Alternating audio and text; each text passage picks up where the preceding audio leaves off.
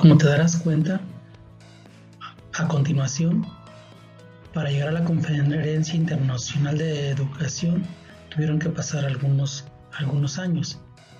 Esta conferencia fue del 25 al 28 de noviembre de 2008, pero bueno, tuvo que pasar la Segunda Guerra Mundial y a raíz de ahí se generaron varias iniciativas para hacer una Declaración Universal de los Derechos Humanos, y esta fue en 1948. Quizás ya revisaste esta información. Posteriormente hubo una convención de la UNESCO con la intención de generar estrategias contra la discriminación, pues había muchos elementos que estaban diezmando a cierta población, sobre todo a las personas con discapacidad o etnias y demás. Posteriormente, en 1989, se genera la Declaración de los Derechos de los Niños. Más tarde, para 1990, se genera la Declaración sobre Educación para Todos, es decir, cualquier niño o niña, independientemente de su condición, tiene derecho a la educación. Esto fue en Home Team en 1990, decíamos. Y para 1993 se generan las normas uniformes. Son documentos que quizás necesitas revisar. A partir de aquí en México se generan varias reformas. Por ejemplo, en 1993 se hace una reforma al artículo 3 constitucional, lo cual conlleva a una ley general de educación, una nueva ley general de educación.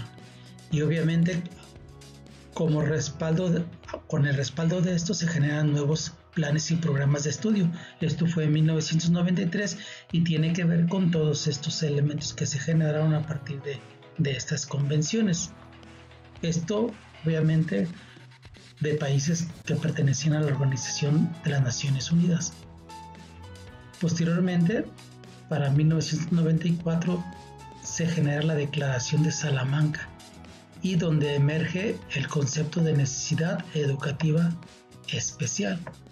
Este concepto, de hecho, se incluyó en el artículo 41 de esa nueva Ley General de Educación. Ya para el año 2000 en Dakar se genera un Foro Mundial de Educación, dado que se tenía la preocupación con relación al gran rezago que había educativo de niñas y niños y de mujeres en específico y otras personas más vulnerables. Para el 2001 se genera una convención con relación al derecho de educación con miras hacia la inclusión. Se fijan, ya desde el 2001 ya podemos estar con el concepto de inclusión. Anteriormente, en la década de los 90, con nosotros, en el caso de México, se generó la reorientación de los servicios de educación especial y se generó el modelo de integración educativa. Quizás ya tengas tú esa información. Para el 2006 se genera una convención de derechos para personas con discapacidad, un sector muy vulnerable, y aterrizamos con lo que vendría siendo ya propiamente un modelo de educación inclusiva como una meta que tendría que resolverse para poder avanzar hacia una educación del siglo XXI.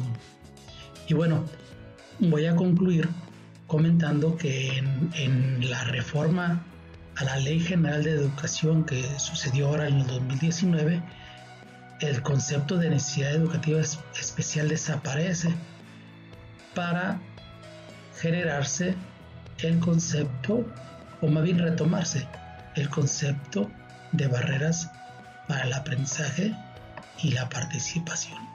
Ya este concepto tú lo puedes mirar en el artículo 3 constitucional y en la Ley General de Educación. De hecho, el artículo 41, que hablaba sobre las necesidades educativas especiales, desaparece y emerge el concepto, y con relación a la educación especial con enfoque inclusivo, a partir de los artículos 63, 64, 65, revísalos, ya los has de haber revisado. Esta es una breve línea de tiempo para llegar a este documento que vamos a revisar sobre la Conferencia Internacional de Educación, la 48ª reunión que sucedió en el 2008 y en donde ya a manera internacional o a nivel internacional se genera lo que vendría siendo el modelo de educación inclusiva.